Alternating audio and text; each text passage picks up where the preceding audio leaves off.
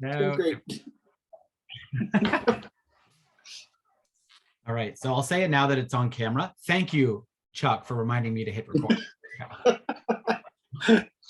All right, hey everybody, let me now share my screen just so we can get started. Just let me know once you can all see that. It should be loading in a second. Good. Good to go. Okay, perfect. All right, so welcome everyone to our very last online training session for this year before you guys go out. So exciting, but also a little bit sad for those of us that don't get to go on exchange at the end of these at the end of this training. But anyway, looking forward to it, and we've got a pretty packed agenda, so we're going to dive right in. So what are we looking at tonight? Well, first thing we have is a really exciting host parent panel. So you're going to have a chance to hear from past host parents about do's and don'ts and best practices and sort of what do they see as things that make a great inbound student. And that's helpful because when we were at the last conference, you heard from a rebound panel. So you heard from those folks what to do to be a good host child. Now you're going to hear it from the other side. What do parents say? Hey, this stuff would be really great if you could do this or not do that, or this makes a great connection with the family. Okay. Next, we're going to do our homework review like we always do, but I didn't give you one after this last conference because I know we covered a ton of stuff. So this was a chance to just kind of work on what you have been working on so far as opposed to having new stuff. Because remember, we've been saying all along, don't just learn the language piece for that month and then forget about it, right? You're not just learning the new stuff, you're learning the new stuff and adding on to what you'd already been learning. So this is a great chance to go back to that stuff from earlier and practice that. Okay, Willow is getting artistic on the slide. Cool. All right. Next, we're going to do a check-in with Roseanne talking about resilience. Okay, then we have the intro of the June homework assignment. A quick reminder of the upcoming session on July 16th, our final time together before you folks go on exchange. And then time for Q&A. We may also be joined by Alex Foster, the travel agent. There's a bit of a miscommunication, so he may be on tonight. I'm hoping he does join near the end so that you folks can ask questions. But in any case, we'll still be able to talk about flights and visas and insurance and all of those things that a lot of you have been emailing about. Before we dive into the host parent panel, I wanted to ask, I sent an email a couple of days ago that had information regarding booking your flights. It had information about your visa, your insurance, just your guarantee form. Can anyone let me know if they didn't get that email? I'm not too concerned if you've read every word. I just want to know, do you remember seeing that in your inbox? Is it sitting there? Or did you not get it? Okay. Not seeing anyone or hearing anyone saying no, so that's good. Let me just check the chat here because I see there's a message. Okay, perfect. I think we're good. All right, awesome. Then let's move forward. I know we were going to wait. We were just waiting a minute for Harry and Kathleen to join us. So let me see if that's happened yet. Yeah, they're coming in right now. And I just saw that Teo's here as well. So let's do a quick double check. Has Isabel joined since we got started? Has anyone seen Isabel join? Okay, no, not so far. Teo is here though. What about Katharina? We just sent an email, but haven't heard back. Okay. Okay, sounds good. And what about Katharina? Has she joined? Did I miss her coming in? Okay. Kathleen is with Harry. No, that's Katarina. Sorry, Katharina. Katarina, yeah. Katarina Wetterman. Okay. So, okay, well, we'll keep going. And is Trinity online yet? No. Okay, because while we're doing the host parent stuff, I'm going to be setting up the breakout rooms for the homework stuff. So, okay, any questions about what we're covering tonight before we dive in with the host parent panel? All right, fantastic. So let's get started with the host parent panel. So I'm going to stop sharing my screen here so that you can all see each other. And I'm going to highlight our stop share. There we go. And I'm going to highlight our host parents, introduce them, and then let them go at it. So the people that I've invited or I've asked to come here today to speak about their experience. The first one is Rhonda Knoll, who was talking a little bit earlier. Rhonda is a member of the Rotary Club of Watford. She has hosted several exchange students throughout the year. So she has, it's really great because she has different experience. She's hosted students from Asia. She's hosted students from Europe. So she has a good wealth of experience about kind of what she likes in an exchange student, what she thinks can make a successful exchange student. And then we also have Harry Justin and Kathleen Murphy that just joined us, and they are going to be on the panel as well. And Harry and Kathleen have hosted a number of exchange students. So I'm not even going to pretend to say which countries or areas because I just know it's a lot, and they'll be able to tell you that. So here's what's going to happen. I'm going to ask them to introduce themselves, just give a quick intro to kind of who they are and you know, who they've hosted sort of thing. And then I'd like them to just share for a minute or two their advice for you as an exchange student. You know, what is it that they think would make you a good inbound exchange student? Okay. And then after that, we'll open it up to, once all three have done that, we'll open it up to questions. So if you have questions about what it takes to be a good inbound exchange student, this is your great chance to ask them. So if you're wondering, you know, what kinds of things should I do to make my host family happy? Great chance to ask them. If you're wanting to say, you know, what do I do if I live in a family without children, for example? Okay, well, maybe that's the case of one of these people here. So you can ask them those sorts of questions. I mean, do keep in mind, these are North American families. So they live here in Ontario. So it's not necessarily going to be the exact same when you go to Japan or when you go to Norway or wherever, right? But some of the same things still apply. I think that's what you'll find as you're trying to navigate all of this. So that's what you want to take away, is what's the kind of shareable information, okay, or relatable information. So without further ado, I'm going to pass it over to, we'll do Rhonda first and then Harry and Kathleen. So Rhonda, if you'd like to do a quick introduction, maybe let everybody know like who you've hosted and where they're from, sort of thing, and then share your advice, and then we'll go to Harry and Kathleen. Sure. Oh boy, I'm on big screen. Thank you. So I'm Rhonda Knoll. And like Kirk said, I am part of the Watford Rotary group. We have hosted Keika from Japan, and we hosted Amelie from Austria. Yeah,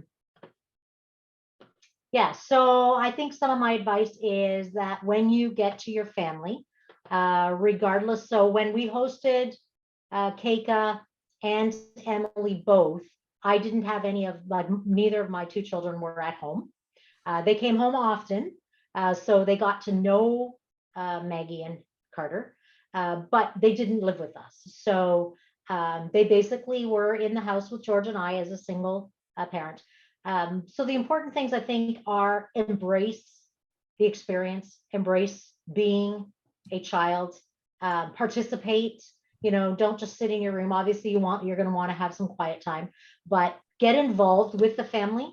You know, do dishes with them, come cook with them, ask lots of questions. Like, our practice ourselves is, you know, we sit around the table every night and we have dinner. And, you know, ever since my kids were little, I always ask them, you know, what's one good thing that happened today? What's one bad thing that happened today? And I continued that with the exchange students, you know, because you guys will be attending school. So talk about your day, talk about the things that you've experienced, you know, because they're there to help you kind of adapt to your new environment and to school. And if there's something you want to do, don't be afraid to ask. Like we used to, you know, Keika was very active in her school. She actually started a club to help save, I want to say, polar bears, because I think that's very important in Japan.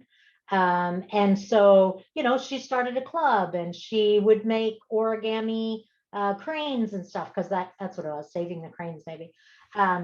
Anyway, and so yeah, so get involved. Don't be afraid to ask your host family, you know, if you can do something or go somewhere or you're interested in something.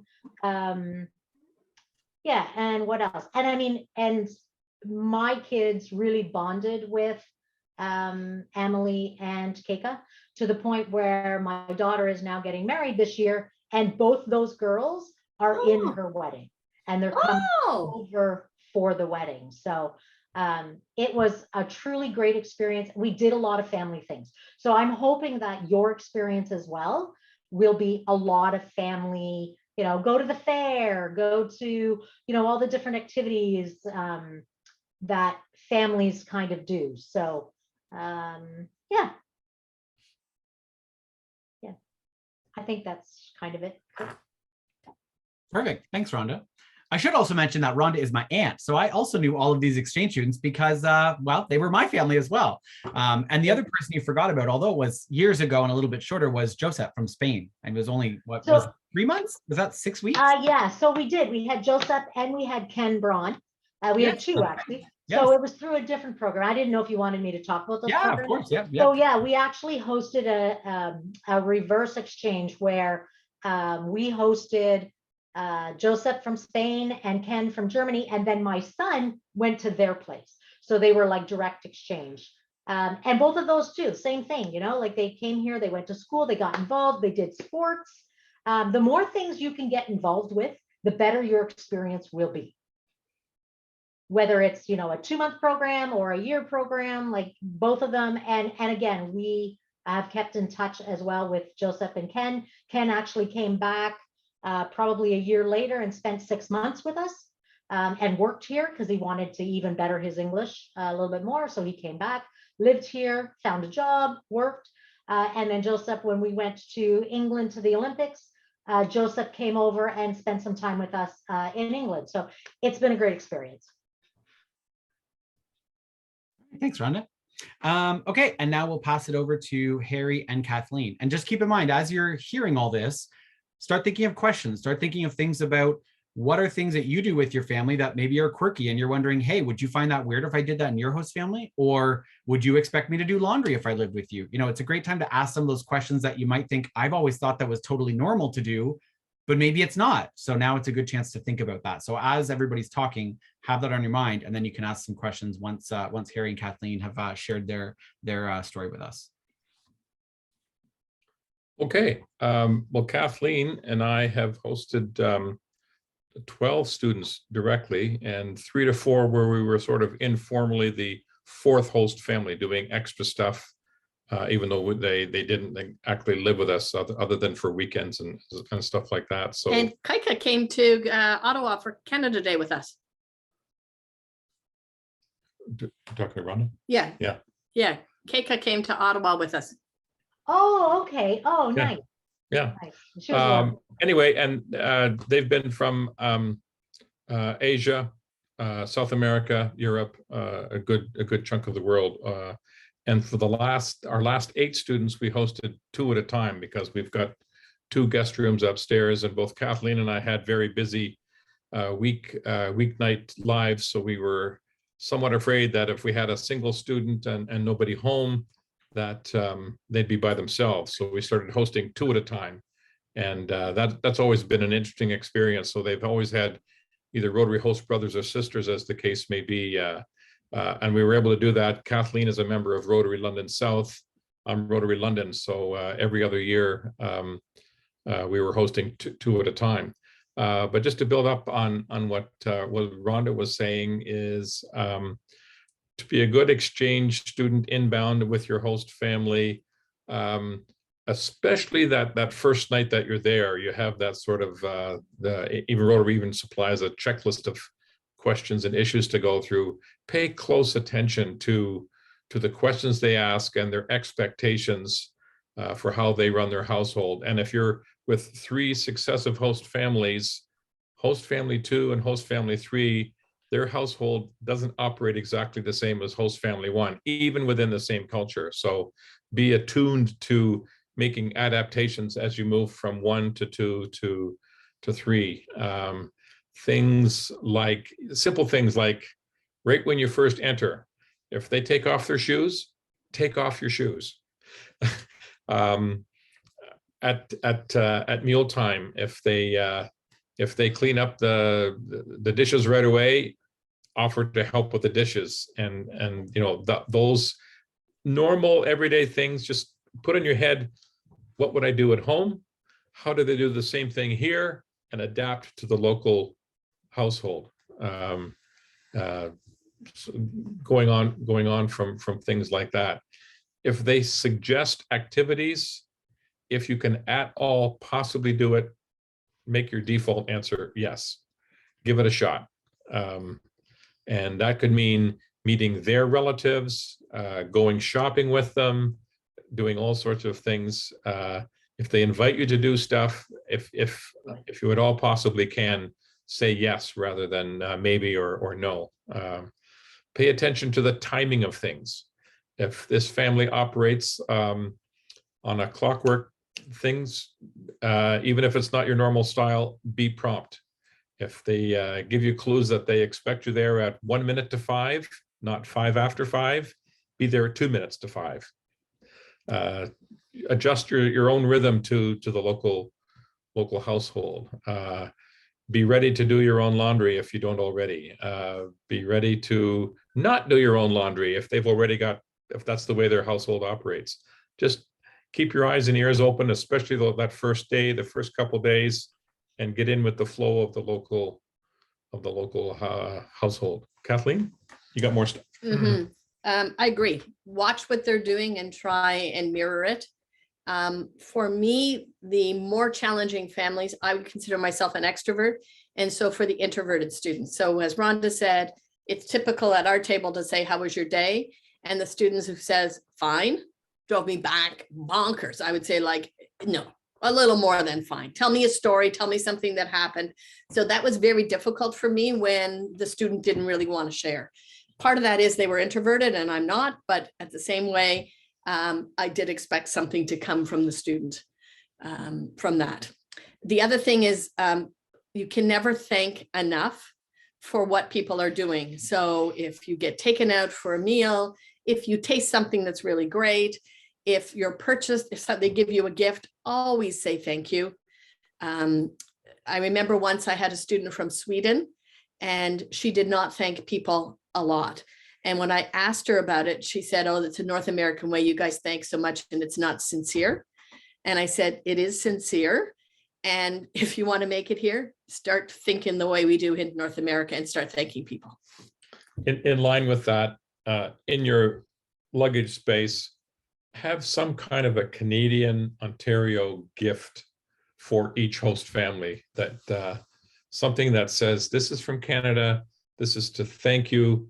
You can never thank them enough for, they're giving you 3-4 months of accommodation, meals, company, transportation. They're doing all that out of their own pocket. You can't thank them enough, but a personal, thoughtful gesture gift that's sort of expressive of Southwestern Ontario or Canada makes a big difference. And I'd like to say one more thing. The families who we had their kid living with us, who contacted us, even if they didn't speak English and the kid translated, it felt good. So we've had students who were here for 4 months. We never heard from the parents. We never heard thank you for taking care of them or what are you doing or anything about it. And that just didn't feel right. But when we encouraged and said, we'd love to meet your parents. Oh, they don't speak English. That's okay. You can translate it. Hello, how are you? Kind of stuff. Felt like we were connected somewhat with them. So if you can, even if your parents don't speak the language, try and have an opportunity to do that. And our house, we always asked our students to make one traditional meal. Yeah. I would buy the groceries, I would help, but at the end of the day, I would expect to eat something from their country. Yeah, we did the same. Yeah. So make that offer. Think ahead. Yeah, what can I bring? What What- would my recipe look like? What groceries could I resource locally where you're going that would fit into a Canadian Ontario meal? Cheeseburgers at your very last resort. All right. Pancakes is always a win-win. Yes. And syrup and pancake batter. Well, you can make pancake batter anywhere, so. Mhm. All right. Very, very general. There's got to be lots of questions. Yeah, so I'm going to open the floor. So first of all, thank you to both of you, all three of you, for sharing all of that. That's really helpful, I think, to hear it both from the rebound perspective, like they did at the last conference, and now to hear it from your perspective as the host parent. So I want to open it up to the outbounds now. What questions do you have for these people who have been host parents? What concerns do you maybe have about being a host student? What things are you maybe excited about? I mean, I guess it doesn't even have to necessarily be a question per se. It could just be kind of a comment or really anything. And you can put it in the chat if for whatever reason you don't want to mute yourself, although it's a great chance to practice our small talk stuff. So, all right, I see Gwen has a question. Gwen, start us off. Thank you. Are there any like first night questions in particular that you found to be especially helpful to ask? Great question. You can maybe ask, what time does the day start? What time should I take my shower? So if you're one that takes a shower every morning or likes to take a shower every morning, you could ask them, what time do you get up for work? So I'm not interfering with your washroom time, like what's kind of like the morning routine schedule and the night routine schedule. I would agree. I think schedules, and particularly in the morning, we've had students that we've had to say, we aren't used to having 15-minute showers. So we had to give her a timer because she was just in there forever. And we said, that's not what happens here. So here's the timer. When it goes ding, you're out of the shower. Yeah, and again, just to reinforce, you'll be going to school. One of those first night questions will be, you'll be into school probably within days of arriving, is especially with that morning routine, how do I get to school? How do I get home? They'll have that first host family really carries a lot of the burden because your language might be not fully developed yet, a little bit rusty. So really spend that time with that first host family, those first couple of days, learning the schedules, the patterns, the routines, getting up in the morning, and little things like who sits where on the couch, who controls the remote, just little things like that. You want to be sensitive to, defer until they tell you, hey, you sit here, or anywhere you want to sit, or whoever gets the remote first has the remote. Things like that. You'd be surprised how a small issue might irk someone even unwittingly, that you're not prepared for that. And we Wi-Fi. have done the first night questionnaire again 2 or 3 weeks later and check in and how's it going? How do you feel about making your lunches? Are you getting the right food? Are you homesick or whatever? We check in with the kid a few weeks later to make sure that if any of the routines or practices in the house that aren't understood or going well, that they're doing wrong, we correct it or we comment. And if it's not going well for them, we're open to hear it. Thank you. So I just wanted to touch on that point you made, Harry, about kind of deferring to the family to let them tell you. Often in North American culture, being assertive and sort of making your mark is almost seen as a good thing, right? It's being introverted and being quiet is often seen as like, come on, get out of your shell a little bit. Go, go, go. Don't be afraid. They'll think you're hilarious and cute and confident. But that's not always the case in a lot of the cultures you folks are going to, where it can be seen as follow by example. Wait till you see something done before you follow. So I think that's a really good piece of advice, because not everything can be answered in the first night questionnaire. Not everything, they might even not have answers. If, to the question of the remote, you might say, well, who holds the remote? Or, they might go, I never really thought about it, I guess. And yet internally they know, right? Dad always holds the remote and he gets to decide what we're watching. I wish. But they may not necessarily, have thought about it before, because probably no one's ever asked them. So it's really nice to just do that observation and kind of go, my fiance thinks it's so weird that in our family, we just kind of sit wherever, because in his family, there's a spot that you sit in. Dad sits there and brother sits there and sister sits there. And yet in our family, you sit wherever you want. And he thinks that's complete anarchy. So, when I go to their place for dinner, you make sure you sit in your spot. More so when they were young, but anyway. So I think Bailey also has a question now. So I'll pass it to Bailey. So my question is also about the first night questions. So when they're asking it, obviously they're asking it in your language, but when you responded in your language, did they always understand, or did you have to show them and kind of how did they understand what you were saying? Obviously they didn't speak the language very well. So Great question. Rhonda, do you want to take that, or do you want us to? Yeah, sure. So a lot of times you're talking with your hands, you're demonstrating different things. For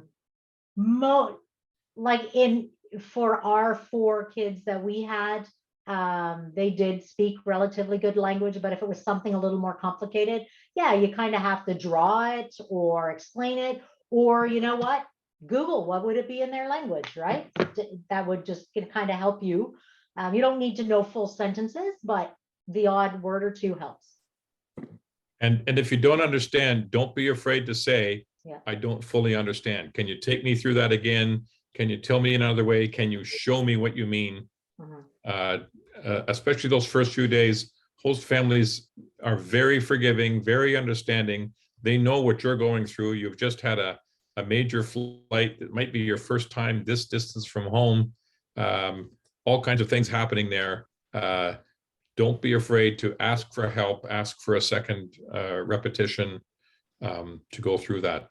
They don't mind that at all, or they wouldn't be host families in the first place.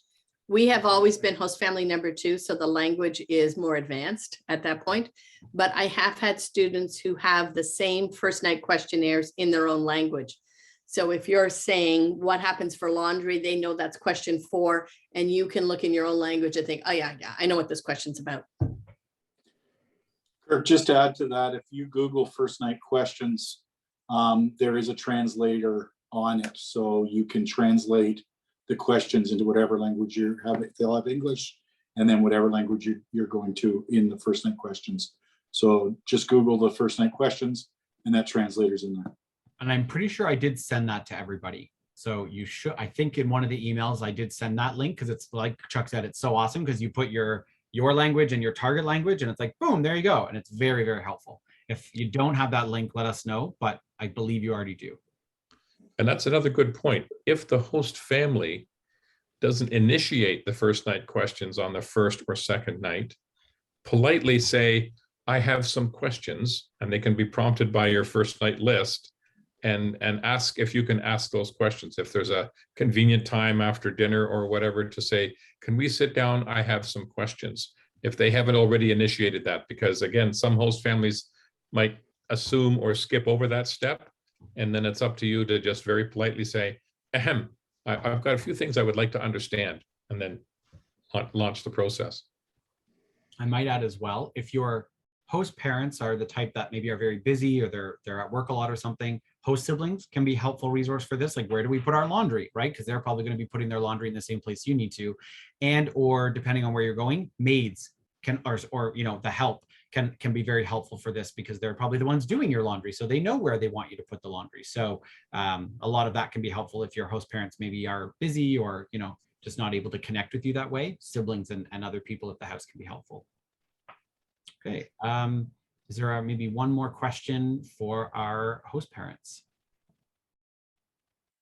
What were your favorite gifts you've ever received from a student? Good question, Eris. We got a globe one year that was really special, because then as we talked about countries, so it was, she bought it here, but it was really a lovely gift.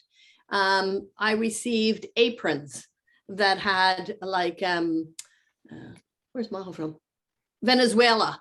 Or we've had homemade articles from Asian countries. So those ones are great. The ones that aren't as great or just don't seem as significant to me is a magnet. So I might have got a magnet from the country to put on my fridge, and I'm thinking, whoop-de-doo. Yeah, so if it's a Canadian craft, if it's at all useful, I've gotten a wallet made in Bolivia and things like that. We've had picture books, for lack of a better word, that help you learn more about the country that they are from, and they're very proud to present that to you. They tend to be a heavy thing, so you might not have a weight allowance to bring No. 3 big picture books. No, they're saying, what do they bring to the host family? So That's what you I'm bring a saying. Canadian one. Yeah, but, Okay, I'm just saying. okay. So it depends on how much room you have left in your luggage for that kind of thing. It's when you put thought into the gift that it is most appreciated. And if you have advanced contact with each of your host families, I hope with at least with host family 1 before you leave, any clues that they drop as to what their interests are. And then it just made me think of one more thing is, especially in today's global political environment, you do want to be sensitive to the political leanings of your host family. Don't assume they're automatically going to agree with the way you view the world or where your family views the world. And you don't have to agree if they are extremely left or right leaning or whatever. But you might want to wait till later in your visit before you start initiating a robust political debate. Unless it's France. France will do that to you. I was just going to say one thing about gifts, because lots of kids think it's cool to bring stuff with Canada on it, and they hit the dollar store right before July 1st and they buy all of those things. Those are great to hand out as pins, but I'm not going to put a flag from Denmark up on my wall. I'll go, oh, isn't this lovely? And it ends up in a drawer somewhere. It's the same thing with the Canada stuff. If you're handing it out as pins to other exchange students, but you know, the little Canada flags, they've got like the Canada whirly bird things, all of those. Yes, they're cute, but when you talk about thinking of things and thinking of Canadian things, a nice set of coasters with Canadian trees on them, and a nice, like if you want to get something that shows a Canadian emblem, think of something that an adult would use, because adults aren't going to get real excited over wearing a flag as a cape. Yeah. And I would add to that, you can think of those as a giveaway versus a gift. So when you're going to a place to do a presentation about Canada, so Lucas is, you know, in Argentina and or in Austria and he's making a presentation about Canada, you know, he might go to an elementary school to do it and he might bring 4 or 5 of those little dollar pins as like giveaways during the presentation. Hey, does anyone remember how big I said Canada was? Great job, here you go. But that's definitely not a host family gift. Okay. So, and I'll just. Sorry, can I just say one thing as well? So I know when Ties went to Finland 2 years ago, a big one that he took with him was the aprons, as well as a Canadian small cookbook. But also keep in mind that our measurements are different than what your country could be. So he went to the dollar store and got some teaspoons and some measuring cups to go along with the apron and the cookbook to go with it. And the host parents absolutely loved it. Yeah. And so I was just going to add, exactly what everybody is saying. It's not even what the gift is, it's the thought that went behind it. If they know that a lot of thought went into the gift, I don't have a favorite because the gifts were very thoughtful and they were all equally good, but you could tell that thought went behind it. It wasn't just something that they had pulled out of a dollar store or a cheap store. So yeah, make sure there's thought behind it. But the apron, measuring cups, cookbook, that's a great idea. And our experience has been most often the students give us the gifts within the first day or 2 of coming. Yeah. Not at the end of your 3 months time with the family. I don't know why, but that seems what happens. All right. Okay, well, I think we will let our host panel go. I just want to thank you all. And remember how, I forget who it was, I think it might've been Kathleen, but they said you can't thank your host families enough. So Outbounds, now's a great chance to head to the chat and go, thank you so much for taking the time to be with us tonight. It's a good chance to start practicing that sort of thing. So feel free to go and do that as we thank our host parent panel and wish them a good night. But Rhonda, Harry, and Kathleen, thank you so much. It's been really helpful, and we really appreciate it. We'll let you go. Thank you. Kirk, did Yes. you need me to hang around for anything to do with travel and insurance, or are you covered? I think we're okay for that. I think we're okay, actually. Yeah, we might cover it at the very end, but I don't think it'll be super in depth per se. So I think. And what you've been telling the individual inquiries has been accurate. So Okay. we're good there. Hey, Perfect. thanks for all the thank you chats. Here they come. They're All right. coming through fast and furious. Bye-bye. Right, Thank you great. all. Remember, enjoy your experience to the fullest and never miss an opportunity to eat ice cream. Right on. Bye. Bye-bye. Right. So everybody find that helpful? Learned a little bit about host family do's and don'ts? Yes. Okay, awesome. All right, what we're going to do now is we're going to jump into our homework assignment take up in the sense of practicing our language and our culture stuff. So like I mentioned, we're going to focus on language. So this is a great chance to review some of that earlier stuff where you're kind of being like, oh yeah, that stuff from January. Do I really remember it that well? Because we weren't just teaching you stuff just to kind of say, hey, this is a cool word to learn in Spanish. We were trying to teach you basically everything we put in the list has been carefully thought through to go, this is important language stuff. This is useful language stuff so that right when you hit the ground, you can be communicating, okay? So it's a good chance to think about where am I with that earlier stuff. with the culture side of things, I want you to be thinking about, we were asking you to answer questions about, you know, politics and about government and the economy and geography and history and, you know, life events and things like that. I want you to start thinking about, with, as you're talking to the Rotex and the rebounds, I want you to be thinking about, okay, how does this impact me as an exchange student in that country? What does that mean for me as a female exchange student? What does it mean for me as a male exchange student? What does it mean for me as a 17-year-old in that country? That's where we start making the connections. So don't just go, yep, the currency is this, the president is this is when their date of independence is. Go a little bit beyond that and go, so what? Who cares about all that stuff? Anyone can read that, but what is it going to mean for you on your exchange? Some of it you're not going to be able to answer, but that's where the Rotex can really help you understand why some of this stuff is important, you know, some more important than other countries and some countries than others. All right. So it's time to start making those connections. Okay. So that's what we're going to do. Are there any questions before I open the breakout rooms? All right. There are, I think, 2 groups that I still need to assign a Rotarian to help you guys out. So, and I'm going to join the Brazil and Italy group. So you'll just have to hang tight while I get everything sorted. All right.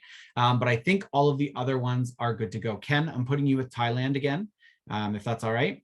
And I think I need to put someone with Taiwan. Do I have a Rotarian volunteer to go with the Taiwan group? Maybe Suzanne, would that be okay? Morgan's here from to help with the Taiwan group, unless. Oh, that's right. Yeah, and I have her on here. Never mind. I'm misreading. Nope. Thank you. I'm good with whatever.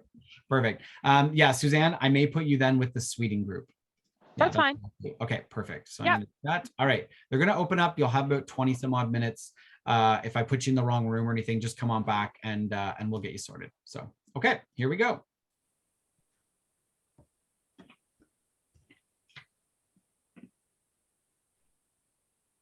All right, folks. Well, there we go. Welcome back, everybody. How did that go? Thumbs up if that was okay. You feeling confident about your language skills? Good. I'm going to share something that I told to my group, and I want everybody to do this. I know the last couple of weeks have been busy with exams and visa applications and school ending, whether it's exams or projects. I get that. So everyone in my group has fallen off the rails. They all admitted, which I'm glad they admitted that. That's good to know because things have been busy with school. But now is your chance to get back on track before you leave, right? So what I would recommend, I want everybody to find a TV show, a podcast, a YouTube series. I don't care what it is, but it's got to be in your host language. And I want you to spend 10 minutes a day. Oh, see you, Holden. Thanks so much for being here. We appreciate it. If you also want to send Holden a quick thank you, that's cool too. Anyway, I want you to spend 10 minutes a day, okay, watching that YouTube show or that show on Netflix or listening to that podcast, all right? It's okay if you don't understand it, but what it's going to help you do is start to get a sense of the flow of the language. One of the reasons that foreign languages always sound so much faster or tend to sound a lot faster than they actually end up being is because our brain isn't able to separate the different words or the different syllables. It just sounds like one big mush. And you go, that can't be one big word. They just spoke for 18 seconds straight. Well, it's not one big word, but our brain isn't yet able to tear it into littler bits. But the more you listen to the language, the quicker you're going to be able to do that. You're quicker, you're going to go, oh yeah, well, they're going up at the end there. That must be the end of the sentence. Oh, and then they kind of stop themselves there. That must be kind of a separate word. So from now until you leave, I want you to spend 10 minutes a day just listening to the language without trying to understand it. Just let it kind of wash over you so it starts to feel more familiar. I challenged the Brazil and Italy group. I said, try to listen to enough that by the time you leave, you could listen to something in Portuguese and know that it's not Spanish or Italian, which is a challenge. So you may not be able to do it, but aim for that, okay? All right, I am now going to stop talking and I'm gonna pass it over to Roseanne to do her check-in and chat about resilience. So Roseanne, it's over to you. It's pretty small today. There's a couple of things I was going to bring up, making sure you've got the gifts. I also was going to suggest you take thank you cards. Writing a thank you card also makes you focus on what you're grateful for. And when we've talked about a gratitude moment, it helps you pull that together. So you go and you go, wow, I was grateful for that. I'll write them a thank you card. So get thank you cards from Canada. They're easy enough to get. The other thing is I want to know how many people have put their stress kit together yet. I don't know how to check if people are answering on this. Kirk? Rosanna, I'm trying to make a stress kit, but it's really stressed me out because I don't know what to put in it. Okay, I can't think of anything. so let's talk about what should go in a stress kit. One of the things I want you, yes, I never start your card. Thank you. Okay. Your stress kit should have a couple of pictures of you doing things that you feel good about doing, but not you with a team or not you with your friends, because you're going to already be missing your friends. One of the things that happens to us when we land in a brand new place is our sense of self gets affected, because it's like, nobody knows who I am. I have to be proving myself to these people. I have to be letting them learn who I am. And that can feel anxiety provoking. So if you've got one or two pictures, so if you are a swimmer, you might have a picture of you standing at the edge of the pool in your bathing suit. If you are a singer, you might have a picture of yourself when you were singing in a show. If you've got play a sport, if you're really into art, you might have a picture of your artwork. But your stress kit should have a couple of pictures in it that make you feel good about you, but won't lead to homesickness. Your stress kit should have one or two of your favorite books in English, even if it's a comic book. And I know you can say, well, I can use my iPad, but your iPad causes eye strain, your iPad can get you scrolling. We don't want you using it. We don't want you using your phone. So bring one or two books that are one of your favorite books. They are the book that when you read it, it always gives you good memories and you can reread it. One of the things I'm also going to say is once you've been in your country for a while, get that same book in the country's language. So if like Harry Potter is your go-to, I'm in a crappy mood, I'll just reread it. You bring a copy of Harry Potter. And once you've been in your country for a month or two, you buy a copy of Harry Potter in Swedish and you start reading it in Swedish. It should have a couple of snacks, because once you've been in Brazil for 6 weeks, you will have a Brazilian favorite food. But you're going to be eating a lot of food and a lot of flavors you're not familiar with. So having 3 Reese's peanut butter cups that you can chow down on until you find something you love can make you feel so much better. If your go-to thing is, I need my gummy bears. I'm not going to function if I don't have my little sweet gummy bears. You bring a couple of gummy bears in your stress kit. Bring an activity you can do with you're on your own. There will be times when you are like, I have a migraine. You will get really bad headaches because when you're listening to somebody in the other language all the time, you're doing this. And you're constantly leaning forward to try and hear them. And you're constantly trying to translate and you get headaches. So there will be times you want to go to your room and have some downtime. If you start scrolling on your screen when you've already got a headache, you're just escalating the headache. So you want something simple that you can do, like playing a game of cards, a coloring book, or one of those adult coloring books that you can, and I don't mean adult content, I mean the complex ones. A coloring book. For me, it's cross stitch. It may be pencil, crayons, and a notepad that you can draw on. It may be a notepad that you can write poetry in, but there should be a individual hobby activity that you can do by yourself as sort of I just need to be in my own head and regroup and get away from this. You should also pack it, your stress kit could have something that to you is a comfort object. So my daughter brought her Snuggle Bear. When Aiden went to Brazil, she brought Snuggle Bear. She actually brought two stuffed animals, and then her host family gave her a third one. And the maid and my daughter got into this thing where they would put the 3 stuffed animals into compromising positions. It was really funny. The maid was only 16. But so for her comfort object was her stuffed animal. Your comfort object may be your favorite pair of fuzzy slippers. It may be that t-shirt that your dad gave you when, that you just love. It may be a stuffed animal. It may be the ring your grandma gave you. but it is something that when you put it on, it's associated with those good memories. So when you've got it, it triggers those good feelings. Does that make sense? The other thing you should have in your stress kit is, like I said, your favorite shampoo, because you don't know how long it will take you to find it there. And there's nothing worse than feeling dirty and scruffy and not liking your shampoo. And for girls, a couple of months supplies of products for menstruation. Teo, your hand is up. Yeah, sorry about that. I was mid-thought. And my question was, you said to bring a couple books. For someone who's not heavy on reading, is there another like substitute I could bring for that? One of the reasons I suggest the books is because it lets you read in English, but you could do it with a comic books. It might be that what you will do is you will know how to get to your favorite half-hour sitcom that you can watch in English to let your brain have a break from trying to translate all the time. That you should only be doing that. Like I said, you should not be reading your English book every day or listening to your English favorite show every day.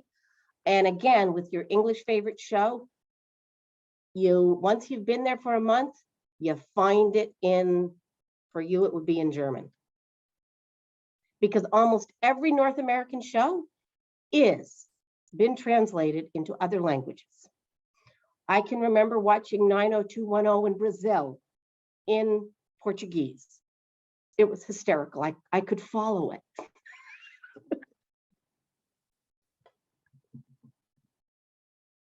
Anything else about the stress kit?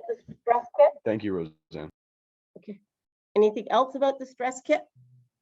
Okay. And is everybody doing their relaxation? Okay, I can't tell. The last thing is we're getting closer to leaving. The next time we meet live, I'm going to do cognitive behavioral therapy techniques with you. So one of the things I want you to do is be honest about bringing some of the negative thoughts you're having, because exchange is wonderful and we always emphasize the wonderful, but the closer you get to departure date, the more you're likely to experience some of the anxiety, negative thoughts. And I want to be able to show you how to do some of the countering thinking, but that means I need some of those negative anxiety thoughts. So if you've got some, write them down on a piece of paper and bring them with you. If you're not comfortable saying them out loud, you hand me the piece of paper and I'll go through the techniques using what you give me. So, but you do need to be honest about what is starting to create anxiety. If there's no questions, Kirk, I'm finished. One quick example that I heard in one of the groups was someone is replacing a sibling. So that sibling is going on exchange to either the US or Canada when this person comes in. And they said, yeah, I'm kind of worried that like maybe I'm just like going to be overlooked, like I'm just replacing this other person. So I'll just be kind of tossed to the wayside. That's one of the examples of something that Roseanne is talking about. It doesn't have to be these like deep-seated fears that I will, be robbed, or that I will, not make it to my host family. It could just be these smaller things of like, what if I don't fit in? Or what if I can't make friends? Think of some of the stuff that we dealt with in the case studies. So, she's not trying to find your deepest, darkest fears, but help you with stuff that, is a real thing you might be concerned about going into your exchange. What if I have to sit in the cafeteria by myself? Yeah.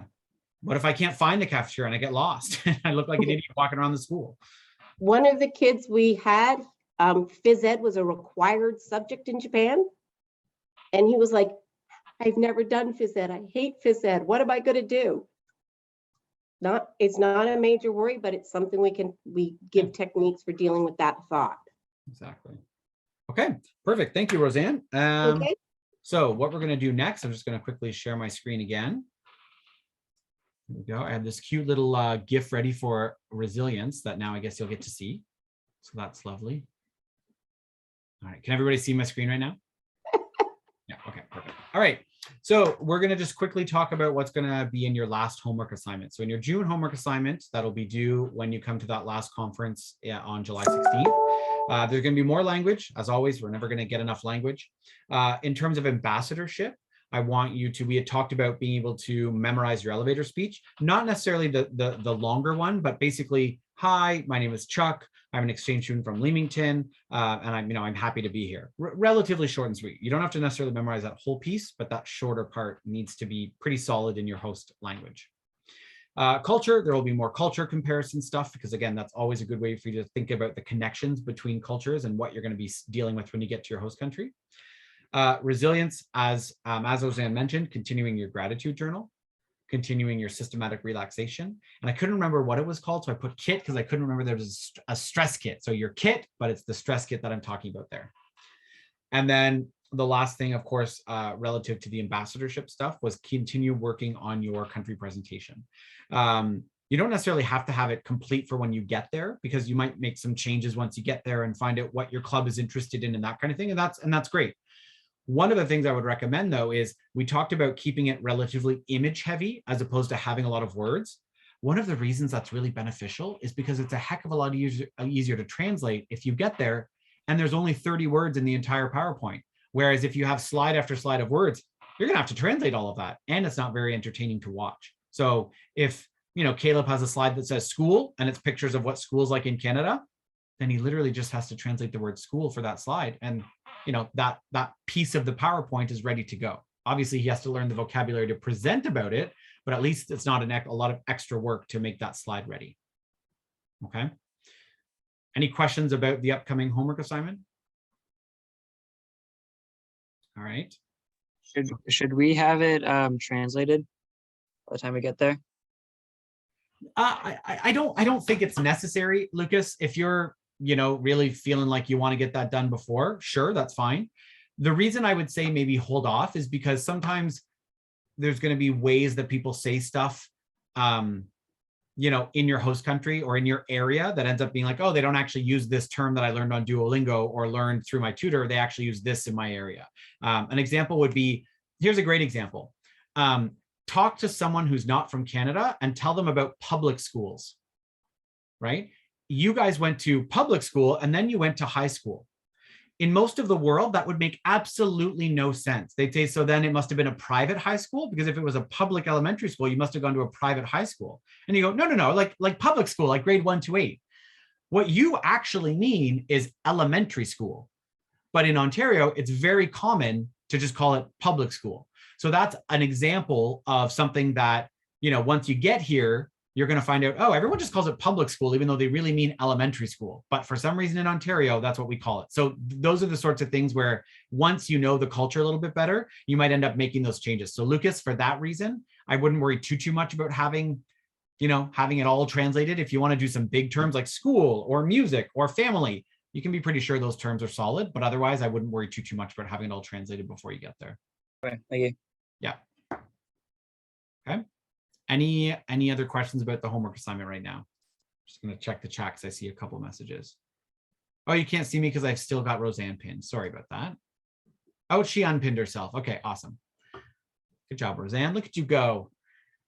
All right. Okay, then the last thing I'm going to move over to is, before I stop sharing the screen and we do a Q&A, is the upcoming and our final time together, which is Saturday, July 16th. It's going to be at Medway High School, which is just north of London. So we've been in London or around London at the last 2 conferences, over our last 3 conferences at Wood Eden, Camp Wood Eden. Okay. So this is going to be just north of London. So it shouldn't take you too much longer to get there, no matter where you're coming from, really. And we're going to be 9 to 5. I'd like to ask that everyone plan to be there by 8:45 so that we can get started at 9. It's a full day for both your parents and for you. So we're asking that everybody stay the full day. There's a lot to cover. We think it'll be quite good. We've worked out a really good parent program. So we think it'll be really helpful for your parents. So yeah, there you go. I guess that's all I would say on that. Trinity, you have a question. So our parents are supposed to come to this next conference, right? Yes. Yeah, and I do recognize that we had said a half day at first, because based on what we thought was going to be in the agenda, we did think it was going to be a half day. And then we looked at some really important stuff that we wanted to touch on that normally would be touched on if we were at the Grand Rapids conference in Grand Rapids, Michigan, that normally happens. And we went, there's important stuff we want to cover. So what I would say is, we're not going to not send you on exchange if your mom and dad can't stay the whole day, but we really, really encourage them to be there because it's going to help them be prepared for you to go away. It's going to help them make your exchange more successful by knowing the do's and the don'ts, similar to what they talked about in March. So I'd strongly recommend them being there for the full day. Okay. Yeah, just to add on to that, Kurt. Yeah, please, Chuck. We've looked at even some of the things, you know, we've talked to you about homesickness. We've talked to you about culture shock and that sort of thing. And parents go through a similar type of situation while you're gone. So we have to kind of train them the same as we train you that you're away. So there's a lot of questions and a lot of preparation for that. And normally when we're at Grand Rapids, the parents are there. That's a requirement, and they're there for 2.5, 3 days. So we have dropped it down to 1 day, but it would still be a result. All right, thanks, Chuck. Okay, so I think we're good now to do some question and answer if anybody has questions. So I'm going to stop sharing here. I said earlier, I did send out that email about, you know, flights and visas and stuff. So obviously that might be something that you kind of got on your minds right now, and you're welcome to ask questions about that. But it can also be questions about really anything else related to the process. So now's your chance to ask. We're happy to answer whatever we can. Kirk, when do we get like the first night questions? Like, do we get that from you, or do we get that from like our host families or like district? No, so you'll get it from us. I believe I already did send that in a link, but now you've got me I down. don't think so. No? Okay. I haven't seen it. Okay, let me make a note to send that to you. I don't think I got that either. I don't think a lot of people got that. Okay, let me send it while we're all chatting. So yeah, we'll send that. Don't wait on your host family. Like I think it was Rhonda, or I think Carrie and Kathleen said, like, don't expect your host family to pull it out. In some cases, the host families maybe aren't super connected to Rotary, so they might not even know it exists. So make sure you're the one that says, hey, I've got some really great questions that I want to ask you that's going to help us get along. And I'm just going to send everybody the link right now in chat. Ask a couple off that like coming from the airport. Sorry, Kirk, Wendy just added to that saying it's also a good conversation piece when they're coming home from the airport. And there's also a link, and I don't know if you sent it out too, called Second Night Questions, which are questions for your Rotary Club. Okay, I'm not even aware of that. That's new to me. You're not even aware of that? No, okay, I'm not. Sorry. Oh, okay, no, that's good. Good. Hey, new resources are always good. Yeah, so Second Night Questions are around talking to your Rotary Club. Like, do I go to meetings? Do I participate in this? So there, I don't know if you've got that there. It's called Second Night Questions. Yeah, I'm actually just Googling it. Interactive second date questions for discussion with you. Okay, I'll check it out. And if I can find it, I will send everybody the link. Okay, if not, Kirk, I have that document. Oh, perfect. Yeah, if you could send that to me, that would be great, actually. Yeah. And I just put the link to the first night questionnaire in the chat. So everybody please click that and either take a picture of the URL or bookmark the link or something. So, okay, Noah, you're next. Okay, I was wondering, so my host club in Spain has emailed me and said that I'm leaving the first week of September. They haven't given me like a specific date, but they said the first week of September. And then today I got an email from my host mom for the first time, and she said the end of August, like she said that's when I was coming and that's when I should come if I wanted to. And I'm not sure like if I should contact my host family in Spain about that, or like, I mean, my host club in Spain about that, or what? Yeah, so that's a great question. And you're not the first one to deal with that. It's very common for a club and a district and a host family to not be on the same page with arrival dates. What you need to do is you need to get everyone on the same page. And probably the easiest way is to send an email to all of those people and say, hi, I'm just arranging, you know, my visa, my flights, and I want to make sure I'm showing up at the right time. My host family has mentioned that I could come, you know, at the end of August, but I know the district has mentioned, you know, or the club has mentioned this date, and just say, basically, what day would you like me there? Because most of the times the club or district will trump a host family, but in other cases, the clubs will go, hey, if your host family wants you there that day, show up that day. We're, you know, they're offering to host you. We're not going to piss them off. So if you get everybody on there and you're not kind of saying, like, you want to make sure you're not pointing fingers. Like, well, Noah said I'm supposed to show up this day, but Hannah said this day, and now I'm confused. Just say, oh, they've mentioned that I'm okay to show up earlier than what you first mentioned. So I'm just asking, you know, what you're okay with. That should be a good way to get them discussing it and make sure they're on the same page. Yeah, because also my host mom, it's like one parent, and she said that she's away for like pretty much right when they told me to come in September. And so, okay, I'll just email the host club. Email all of them together, because that's where the confusion comes. You make sure everyone's on one email, so it's kind of like everyone's seeing all the information together. Yeah. And that's common, right? Like they host families on vacation and the club doesn't know that. So they tell you to come that day, and the host family is like, well, you can arrive that day, but we're not going to be there to pick you up. So then it's through that kind of discussion that you get all that figured out. Okay. Thank you. And I don't know, Chuck, as a correspondent, would you have some insight into that, or did I? Not really. I mean, I've had situations here where the family is going on vacation who wants to take the student. Right. So that changes the date, right? Our clubs or our district always ask for the last week of August, but I've had families that say, hey, we're going on the vacation the second week of August. Can the student arrive then so we can take them on vacation with us? So as a country correspondent, we don't really get involved in the arrival dates. That's a club, district, and host family. But I think that's good advice, is just get them all on the same page. They may not have talked. Yeah. Awesome. Thanks, Chuck. And thanks, Noah, for that question. Over to Hannah. Okay, so I have a couple questions that I also emailed you, but mostly, I guess I'll start with the smaller question. I think it was my inbound coordinator in Germany told me that I don't have to get my visa until I go there. Does that sound like it's right? Should I be asking questions about that? No, that's correct. I'm actually your country correspondent next year. Rick is done on the 9th of July, and I'm your new country correspondent. That is correct. You basically go in, and they arrange your visa and everything when you arrive. So it's not done prior; it's on arrival. Okay, sounds good. And then for my German insurance, it's sort of like the first thing is like, it's like start of trip date, arrival date, and return date. So I know in your email you said that like our Canadian or American insurance will start August 1st. So do you want like my start of trip date to be August 1st and then the arrival date, my like actual arrival date?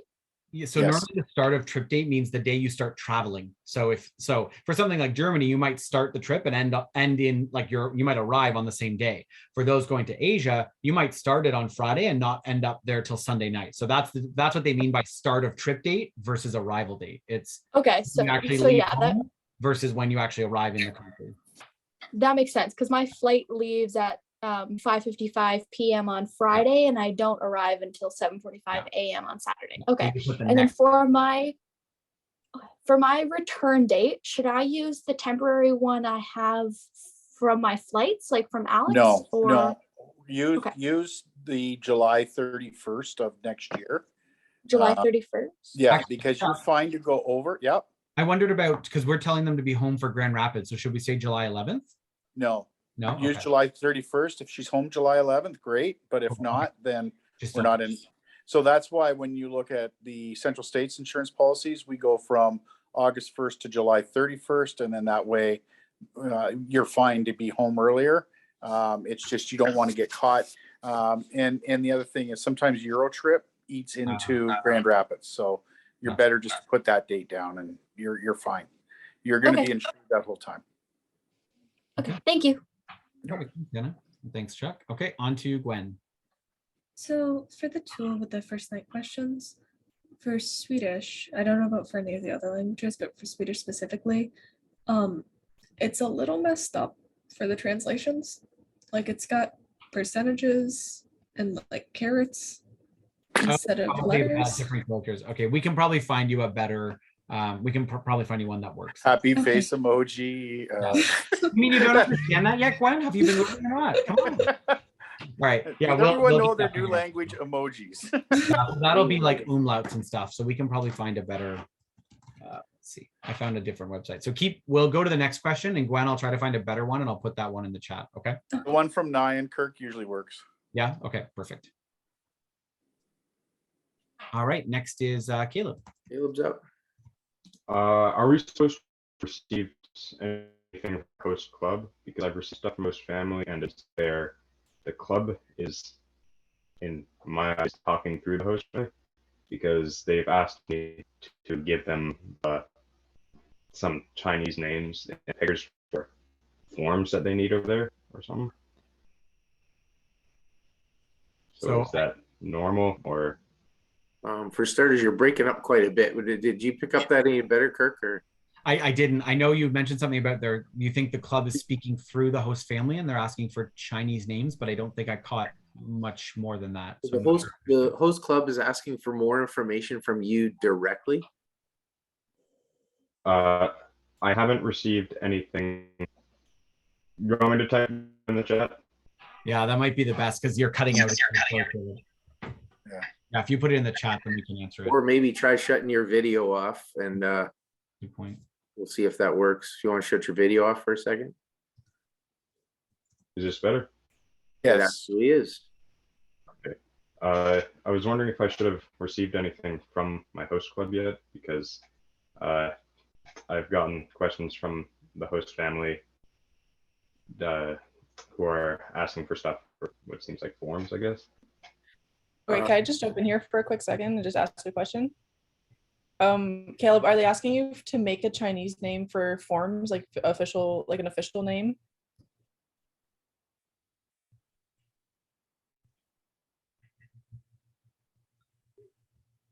You there, Caleb?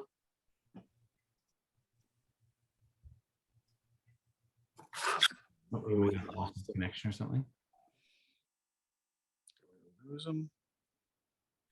So, while Caleb's trying to get sorted out here, I just find it a little bit weird that they're going through a country contact to ask for information. Chuck, is that normal? Well, so kind of two parts here. You may not always hear from your host club. Usually, point of contact, host family will get to you ahead of your host club, and some you may not even hear from the host club till you get there. That's Caleb there.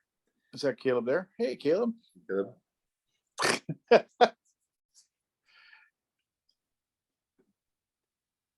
Oh. Ken is now on mute. Ken is on mute.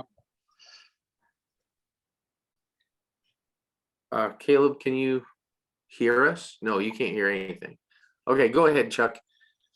So you may not hear from the host club, and sometimes the host family is kind of looking after how things are going around the world. It changes a little bit.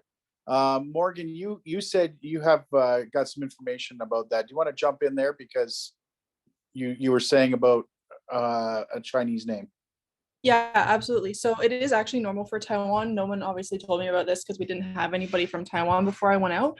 So what happens is the club will give the host family a bunch of forms that they need to fill out. And the school requires a Chinese name to register you for classes. So you need to choose a Chinese name, and it will be on your resident card and all of your school forms and your certificates. And they sign you up for Chinese classes, and you'll be signed up under your Chinese name through all of their Rotary things.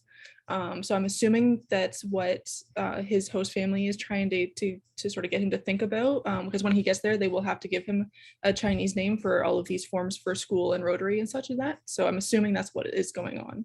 So maybe Morgan, you can connect with Caleb.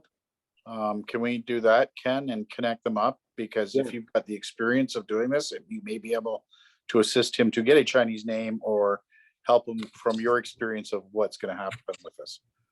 Yep, absolutely. Yeah. So what do you do? More just out of curiosity, do you try to translate your name or something to that effect? So what I did was I kind of left it up to my host family to give me like 3 options. And they sort of explained what all the characters were, because in Chinese, your last name comes first. So I was able to take their last name. And it was basically just my first name that I had to choose from. Okay. And so basically through each character has its own meaning. So your name has a lot, it's a representation of you and your personality through your name, through the characters that you do choose. And so they gave me an option of 3. They ran through sort of what they meant and what each character meant. And I picked one at the beginning, but then that I thought sounded kind of nice. And then everybody at school made fun of me, and everybody kept making fun of me. And that was just because it was an old lady grandma name that sort of the elderly people would use. So I did end up changing my name, so that is an option, but you just have to do it like quite soon. Okay, so you could probably help them pick one then too. Did you catch? Are you catching all this, Caleb? Yes, thank you. Perfect. Yeah. So basically, just go through it and sort of research different characters and sort of what I did when I was making my own name was I went through sort of popular Taiwanese and Chinese names, and then I just picked characters that represented sort of what I felt my personality was, but they kept like the same sort of sound and the same words. So yeah.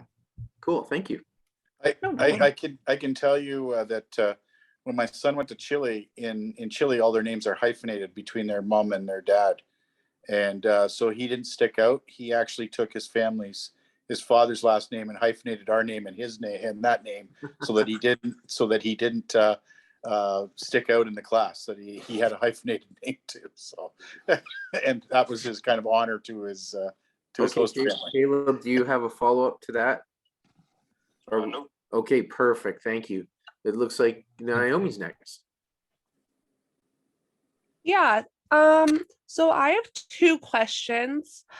What was the account name that we were supposed to set up in our like host country so our parents could send us money? You could do Wise. Tangerine was also an option depending on the situation. There's a couple different options depending on like the country you're going to. Like a lot of you will end up creating a bank account when you get there, so it's not necessarily one account you needed to do. But Wise is a way to transfer money from, for example, a Swedish bank account or Canadian to a Swedish bank account.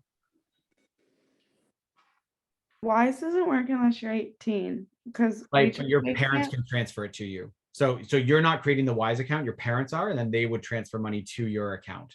But the card would be in their name then, wouldn't it?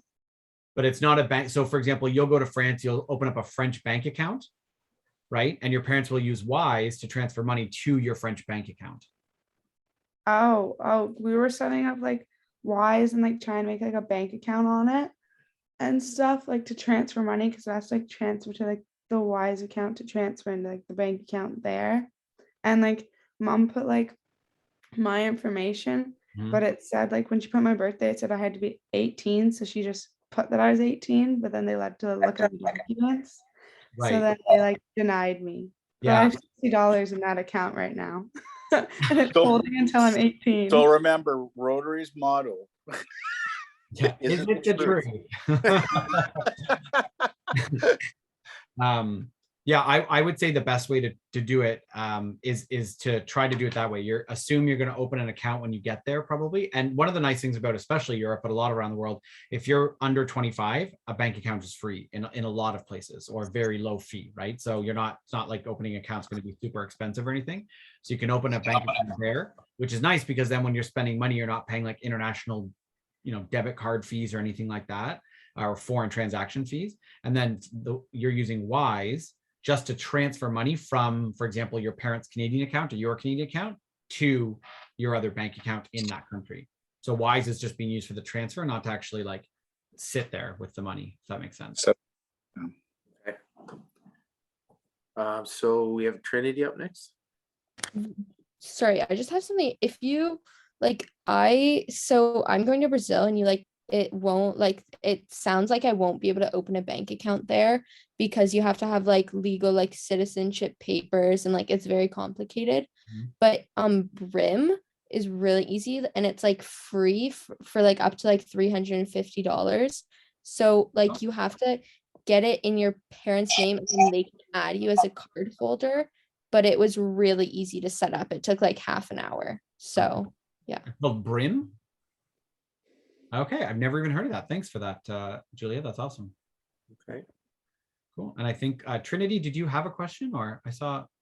I did, yeah. I lowered my hand already, but I did have a question. I just wanted to kind of double check. My parents already came up with this whole plan for like money and transactions and everything like that. I just want to see if it's actually going to work. Like if you guys have any knowledge. They said that American Express cards don't have foreign transaction fees, so they just got me a an American Express card. Does that work? Because it seems really simple, but is that going to work for me? Depends. It'll probably work at a financial institution, but not every place accepts American Express cards. So that's the risk that you have, is if you're planning on using it for all of your transactions, you might have a problem. Especially if you would take cash out of it, because it's probably going to start charging you interest on the cash. Get out. So, and the other thing too, the worst thing on those is sometimes if you've got it in the US or Canada and then you travel overseas and you use it for about 2 or 3 transactions, they go, oh, this is unusual because the person lives here and money is now coming out there. So I've also seen them where they put a hold on it, and it's been, now you're kind of hooped. Yeah, I just, and be very careful of the fees. I mean, I think in theory, like you said, in theory, yeah, if it's a no foreign transaction fee, that's great. But I'm just thinking of like my own international travels, like of MasterCard, Visa, and American Express. American Express is definitely the least widely accepted. But if you could find out, like one thing you might do if you've already got like contact with your host family, for example, Trinity, is say like, is American Express, widely accepted, there we go, in Germany, or, should I be looking at another option? Because I would agree that might be a bit tricky, and definitely if you take money out on it, like do a cash advance, they tend to charge you pretty heavy interest on that. So it might be a bad backup, but sorry, go ahead, Trinity. I just said thank you. Okay.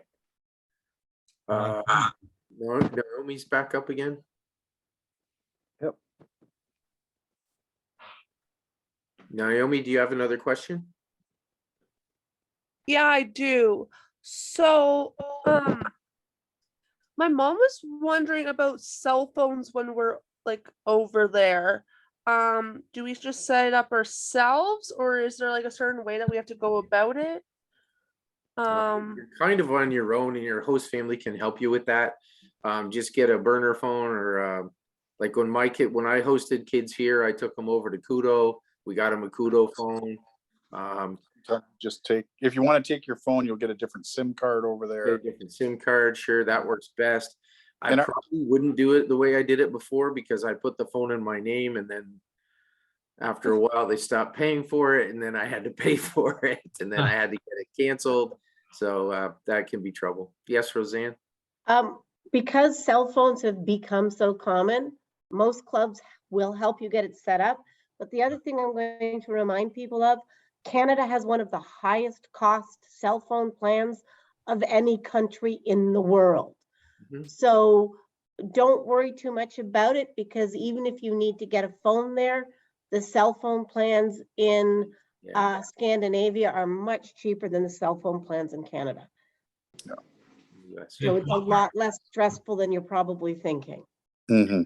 It's a question that I would write to your Rotary Club about before, because some Rotary Clubs will actually pay for your cell phone while you're there.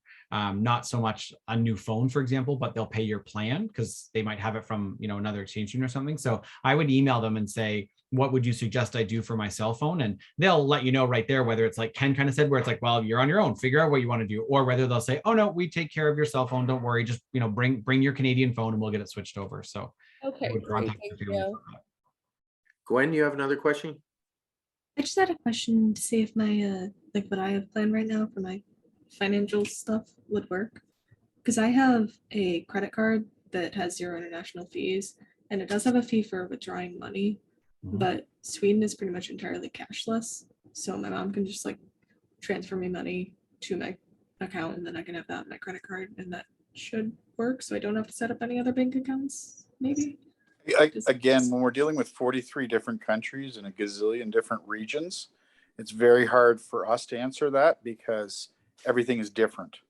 So again, I would check to see what kind of credit card you have, see if it's widely accepted in that area. So that would be contacting your club or your family.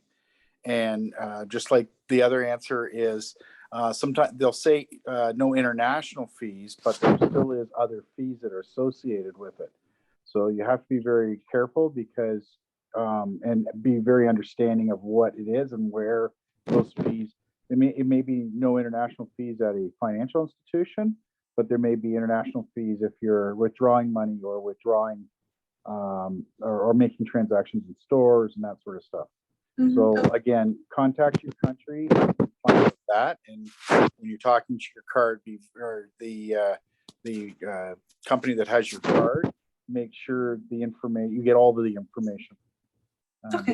But you don't want to get there and get a surprise of, oh, I got $300 taken off my card, but I thought it was no international fees. But there's withdrawal fees and financial. The other thing is too, your financial institution or other places may take fees off if your card doesn't, just for the transaction. So two other thoughts for Gwen and Trinity. If you really want to go the credit card route, maybe you take the cash out like a couple days before it's actually being paid off at the end of the month, so you don't have to pay much interest on the cash portion. And the second idea would be, would not a prepaid credit card, you'd be able to take cash off a prepaid credit card, right? Because that might not charge you interest. You could, but they will charge you fees on that one. Yeah. I actually read that you on a cash advance, even on a prepaid card, you still pay the interest on it. I don't know if that's true for all cards, but for some with prepaid cards. So I would say if you can open a bank account there, I was gonna say if you can open a bank account there, it's not for sure your best bet, but one of the nice things about it is that you've got a bank account there at a bank that's there. You've got like a debit card or something similar. You've got, the cards that they would use. You're less likely to have issues with it. It's not always possible because you are under 18 and therefore someone has to sometimes sign for you and all that. But if it's possible, opening a bank account is also a good option. And then your parents just have to transfer you money. So it is another option. And then you can still have a credit card as a backup option.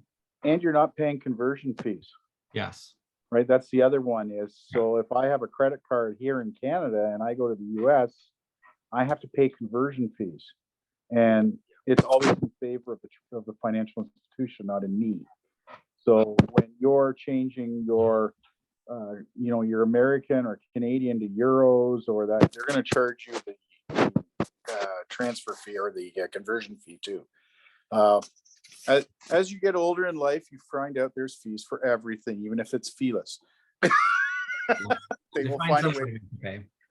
All right, so we're getting down to it here. We're a little bit I just over want to time. throw one more thing in there. You sometimes the club or the district really want you to have a local bank so that they can give you your allowance. Oh yeah. In a way that's convenient for them. So always check with your YEO whether they want you to have a local bank.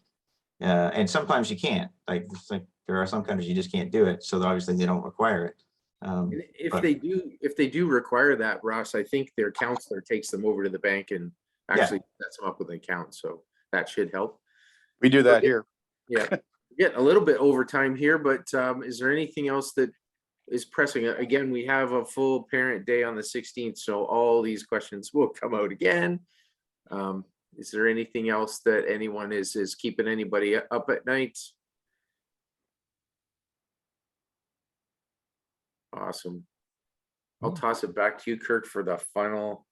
Cool. Awesome. Well, I didn't have anything else then. Awesome. So thank you, Ken. Just everybody have a great night. Remember the 16th, please aim to arrive for 8:45 so that we can start right at 9 because it is a full day.